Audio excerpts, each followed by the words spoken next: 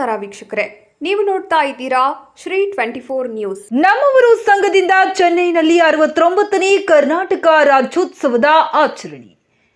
ಕನ್ನಡ ಭಾಷೆಗೆ ತನ್ನದೇ ಆದ ಹಿರಿಮೆ ಗರಿಮೆ ಇದ್ದು, ಕನ್ನಡ ಭಾಷೆಯ ಮೇಲಿನ ಅಪಾರ ಪ್ರೀತಿಗಾಗಿ ಪ್ರತಿ ವರ್ಷ ಕರ್ನಾಟಕ ರಾಜ್ಯೋತ್ಸವ ಕೇವಲ ಕರ್ನಾಟಕ ರಾಜ್ಯದ ಜನರಷ್ಟೇ ಅಲ್ಲದೆ ಗಡಿ ಭಾಗದ ರಾಜ್ಯಗಳಲ್ಲಿ ಕನ್ನಡಿಗರು ಬಹಳ ಉತ್ಸಾಹದಿಂದ ಆಚರಣೆ ಮಾಡಿ ಭಾಷೆಯ ಮೇಲಿನ ಪ್ರೀತಿ ಎತ್ತಿ ತೋರಿಸಿದ ಪರಿ ಎಲ್ಲರಿಗೂ ಸಂತಸ ತರುತ್ತದೆ ಎಂದು ಕಾರ್ಯಕ್ರಮಕ್ಕೆ ಮುಖ್ಯ ಅತಿಥಿಗಳಾಗಿ ಆಗಮಿಸಿದಂತಹ ಮದ್ರಾಸ್ ವಿಶ್ವವಿದ್ಯಾಲಯದ ಕನ್ನಡ ವಿಭಾಗದ ಮುಖ್ಯಸ್ಥರು ಡಾಕ್ಟರ್ ಶ್ರೀಮತಿ ತಮಿಳ್ ಸೆಲ್ವಿ ಪ್ರತಿಪಾದಿಸಿದರು.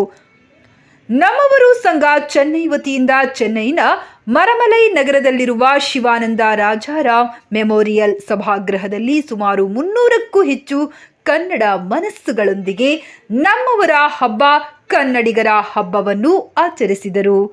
ವೇದಿಕೆಯಲ್ಲಿ ಅತಿಥಿ ಕಲಾವಿದ ಜಿ ಕನ್ನಡ ಟಿವಿ ಸರಿಗಮಪ ಖ್ಯಾತಿಯ ಗಡಿ ಭಾಗವಾದ ಮಹಾರಾಷ್ಟ್ರ ರಾಜ್ಯದ ಸೊಲ್ಲಾಪುರ ಜಿಲ್ಲೆಯ ಕುಮಾರ ರೇವಣಸಿದ್ದ ಪುಲಾರಿ, ಶ್ರೀ ಮುಕೇಶ್ ಭಟ್ ಹಾಗೂ ನಮ್ಮವರು ಸಂಘದ ಅಧ್ಯಕ್ಷರಾದ ಶ್ರೀ ಬಸವರಾಜ್ ಹಿರೇಮಠ್ ಉಪಸ್ಥಿತರಿದ್ದರು.